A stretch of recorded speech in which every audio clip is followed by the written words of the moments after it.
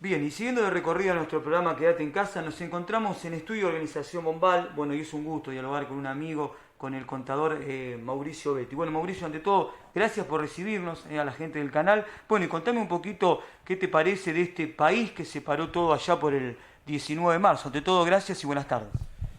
Hola Horacio, no, en realidad un placer tenerlos acá y bueno, el tema de la pandemia la verdad que era algo que nadie esperaba. Este virus empezó a hacer mucho ruido allá en China por diciembre y bueno, se fueron tomando medidas que en realidad el coletazo económico y el problema económico se va acentuando a medida que pasa el tiempo y nos alejamos de esa fecha del 19 de marzo, ¿no?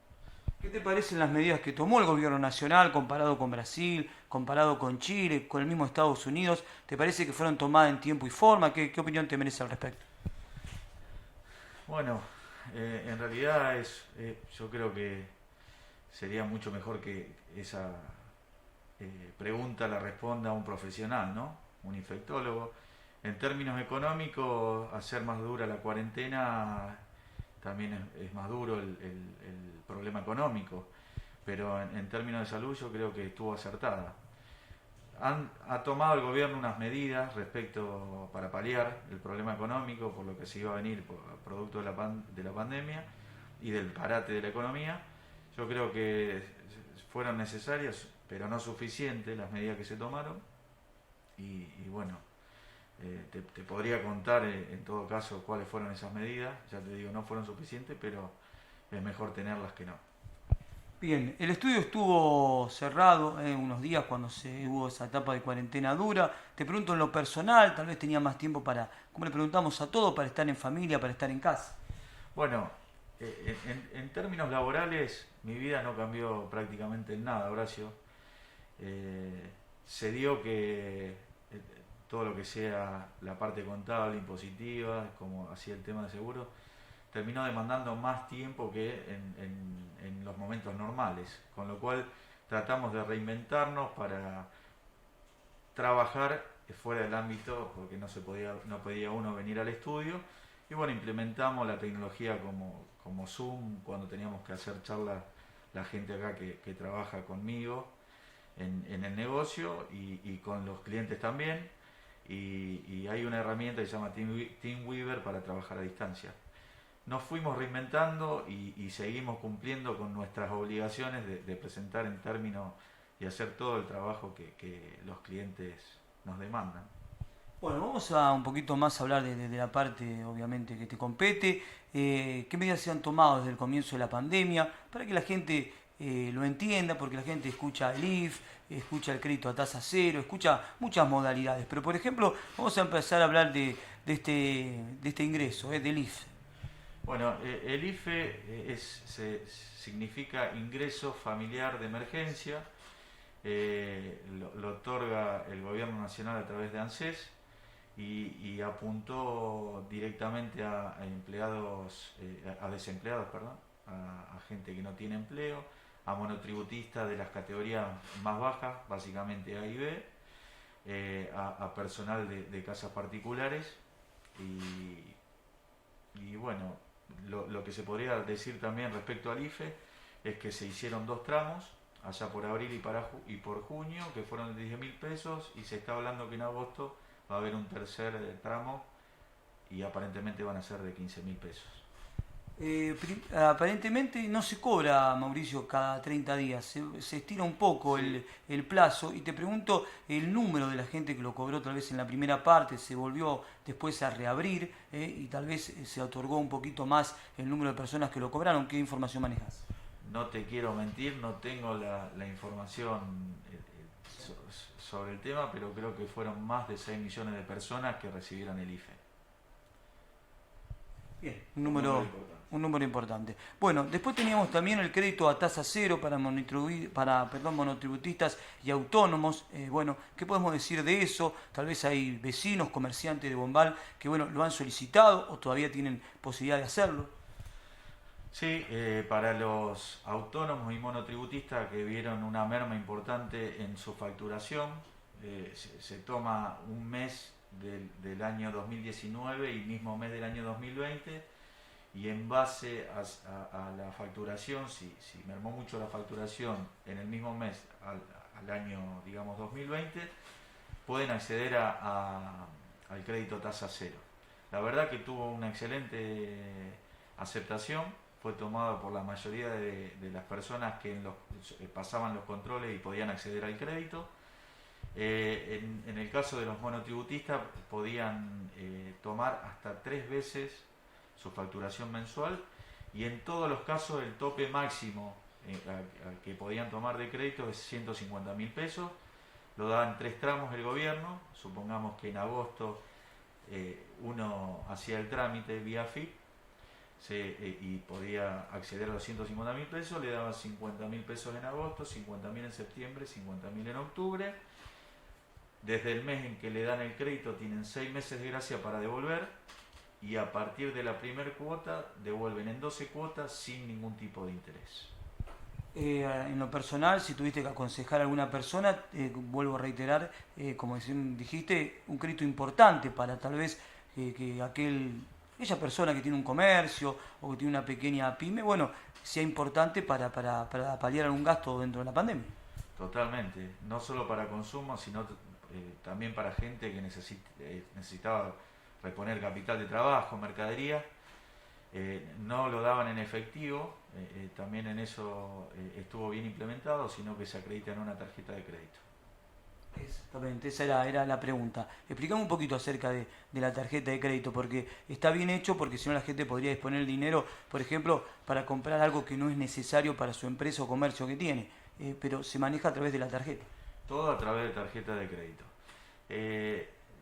Sí, no solamente eso, puede desvirtuarse el uso, pero bueno, lo acreditan en la tarjeta de crédito y ya te digo, desde que uno lo tiene acreditado, 6 meses después empieza a pagar y en 12 cuotas sin interés. Yo creo que es fabuloso, y a todos los clientes que vinieron a la oficina consultando al respecto les sugerí que lo tomen, y en todo caso, si no lo necesitaban para consumo, que lo utilicen para comprar mercadería. Tal vez algunos salieron rechazados, hablamos del IF y hablamos de este crédito a tasa cero. ¿Por qué tal vez alguno de Bombal que quiso intentar por la página y le salió rechazado? ¿Por qué es ese tema? ¿Porque tiene tal vez capital? ¿Porque no le da la capacidad? ¿Porque tiene otra cosa a su nombre? Contale un poquito eso para que le quede más claro a la gente. No, tenía una serie de impedimentos. Uno de los impedimentos era si no había visto mermada su facturación en menos del 5%, no se lo daban.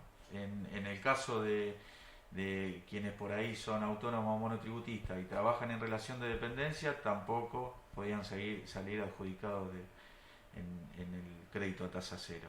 Había sus impedimentos, y también me parece lógico, ¿no?, que así fuere.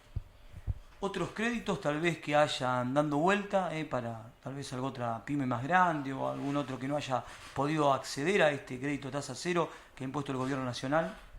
Sí, a los inicios de la pandemia, ya por marzo, abril, los bancos salieron de manera bastante agresiva a otorgar crédito, la verdad, con tasas muy acomodadas. Ahora ya está bastante más complicado acceder a esos créditos, pero había tasa al 24% anual, básicamente para paliar o para pagar salarios y para capital de trabajo, para reposición de mercadería, con 3 meses de gracia y a pagar a 12 meses. Bien, vamos un poquito a hablar de la suspensión de los servicios esenciales, que también es importante y que bueno abarca varios servicios. Contame un poquito de eso. Sí, entre varias otras de las medidas que se tomaron, que fueron muy valiosas, en el caso de la gente que se considera más vulnerable, que son jubilados, quienes reciben asignaciones familiares y quienes están desempleados, bueno, no se le puede suspender o cortar el servicio de luz, agua, gas, siempre que no adeuden más de 3 facturas, sean consecutivas o alternadas. ¿Esto hasta qué fecha? ¿Hasta septiembre puede ser que el gobierno va a cargar? En principio, la mayoría de estas cuestiones tienen duración hasta agosto y o septiembre, y bueno, supongo que en base a cómo evoluciona a nivel nacional la pandemia, verán si lo prorrogan o no. Vamos a otro punto, tal vez a lo que son también la suspensión, bueno, de desalojos y alquileres que el gobierno por un tiempo determinado ha propuesto. Sí, otra de las medidas fue congelar el precio de los alquileres, que no significa que no hay aumento, sino que se tomó de base el alquiler que el inquilino pagaba en marzo y va a seguir pagando ese alquiler hasta septiembre. Ya te digo, eso es congelamiento, pero si hay un aumento en el medio, después las partes, propietario e inquilino, se pondrán de acuerdo para ver cómo el inquilino puede abonar esa diferencia que surja en el medio. Y también se suspenden el tema de los desalojos. Si vamos a un ejemplo básico, si tal vez a una persona en nuestra localidad, de otro lado, se le vencía el contrato, por ejemplo, a fin del mes de julio. Ese contrato, reitero, si le vencía el alquiler, ¿hay que esperar hasta septiembre o ya al vencimiento del contrato ya el dueño local decide si puede seguir el inquilino alquilando el local o de esa manera puede irse el que estaba ocupando, sea una vivienda, un local? En realidad es una medida en donde trata de proteger a la parte más expuesta, que básicamente el inquilino, sobre todo si desarrolla su actividad en un lugar donde ya los clientes lo identifican. Con lo cual, si el inquilino decide irse, no habría problema, y si renuevan el contrato, pueden renovar bajo otras condiciones, pero en principio se renovaría en julio y en agosto pagaría tomando la misma base de lo que pagaba en julio. Cuando llegase octubre, oportunamente, arreglarán esa diferencia que pueda surgir en el medio entre el alquiler que se pagó y el que debería haber pagado según contrato. Hay una nueva ley de alquileres que, bueno, creo que ahora es a 3 años. Sí. ¿Qué opinión te merece eso en lo personal? ¿Qué opinás de eso? Y también te pregunto el porcentaje que se tomaba, antes era un 30%, ha sido unos años anteriores terrible la inflación que hemos tenido, pero más o menos ahora qué porcentaje también de renovar un contrato, por ejemplo, que aquí haces en el estudio, qué porcentaje también se toma. Bueno, fue muy discutida, aparentemente no beneficia a nadie, fue más algo político que algo que fuera beneficioso, que motive a seguir manteniendo los alquileres y apoyar al inquilino. Sinceramente beneficios yo no le veo, y si bien hay que tomar dos valores, dos promedios que ahí han dicho los políticos que sacaron la cuestión, básicamente en uso y costumbres se utiliza un ajuste dependiendo de la necesidad del inquilino y también de que el propietario quiera seguir alquilando el local, porque hoy hay una realidad que excede el ajuste, que es que el inquilino pueda pagarlo. Eso es básicamente, pero no hay, no, yo creo que fue sacada de tiempo y no sirve para nada. El único punto a favor que podría decirse es la estabilidad para el inquilino, de que en vez de tener un contrato de alquiler por 2 años, ahora es por 3. Lo demás no merece ningún tipo de análisis en beneficio de las partes. Acá Bombal es una población en sí chica, pero bueno, sabemos que tenés colegas en Rosario, en Buenos Aires, en las grandes urbes, donde bueno, hay muchos comercios, industria, más de 100 días cerrados y muchos de ellos tal vez se alquilaban. Supongamos, por ejemplo, la calle San Luis, en la ciudad de Rosario, que se ven locales totalmente vacíos. ¿Tuviste la chance de dialogar con colegas? ¿Qué te dicen del tema? Si, bueno, han cerrado muchos locales, se han suspendido muchos alquileres, se han rescindido contratos. Bueno, en realidad hay de todo. Por ahí depende los negocios que tienen, que uno tiene como clientes, ¿no? Hay muchos colegas que estaban muy fuertes en el rubro gastronómico, que la realidad es que hoy están tratando de acompañar al cliente, tratando de que no se atrasen en algo para que la sangría no sea peor. Y bueno, el rubro gastronómico y la hotelería básicamente están colapsadas, es un negocio que está muy complicado. Ya te digo, colega, hay de todo, quienes tienen muchos clientes derivados del campo, siguen manteniendo su negocio, siguen cobrando sus honorarios sin problemas. Depende el portafolio de clientes que tiene cada uno. Yo tengo la suerte de vivir en Bombal, siempre lo digo. Acá estamos en un microclima. Siempre Argentina está en sobresalto. Esto es un serrucho, siempre hay problemas. Pero hay que agradecer que Bombal es un pueblo distinto. Parece un oasis en el desierto. Todos dicen lo mismo que vos, Mauricio, distintos comerciantes, distinta gente, distintos rubros. Hablame un poquito de la faceta impositiva. ¿Hubo algún beneficio en estos meses? La verdad, Horacio, poco y nada. Yo esperaba ver mucho más. No hubo prácticamente, bueno, condonación o perdón sobre impuestos no hubo ninguno, en ningún nivel, nacional, provincial. Sí hubo una pequeña prórroga en lo que es impuesto a las ganancias, en el vencimiento de impuesto a las ganancias, que vencía en principio en junio de este año y se pasó al 11, 12 y 13 de agosto solamente para personas físicas. Y hubo prórroga en una moratoria que habían sacado, que la prorrogaron del 30 de abril al 31 de julio, y ahora parece que van a hacer otra moratoria, van a sacar otra moratoria amplia, que va a tener algo más de beneficios que la que hoy está vigente, donde condonan o perdonan multas, parte de los intereses, darían 10 años para pagar los impuestos que se acogería el cliente en la moratoria, pero no hay demasiado al respecto. Eso me parece que es uno de los temas donde tendría que haber cavado un poco más a fondo los distintos organismos recaudadores de impuestos. Hablame un poquito de cómo está la industria aseguradora. Sabemos que también te dedicas a eso. Sí. ¿Cómo lo ves?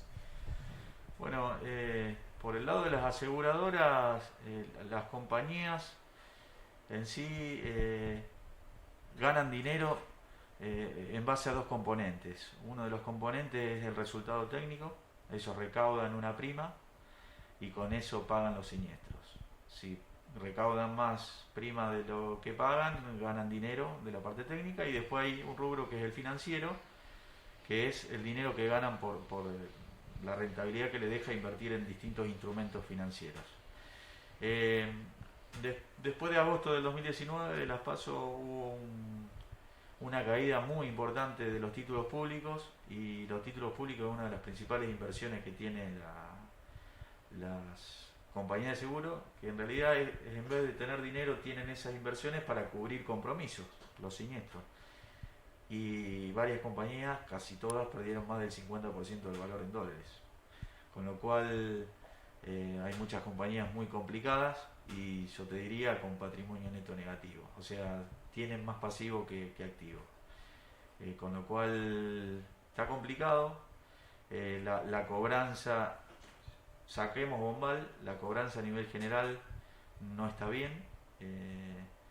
Así que hay que mirar muy de cerca el sector asegurador. Yo soy quizá por mi profesión, yo soy contador antes que productor de seguros, le presto mucha atención a la solvencia de las compañías de seguros. Yo creo que hoy ese enfoque es fundamental para saber si vos venías a contratar una póliza de seguro, de que tu patrimonio, si tenés un accidente importante, que no pase, pero si pasa, la compañía donde estás va a responder.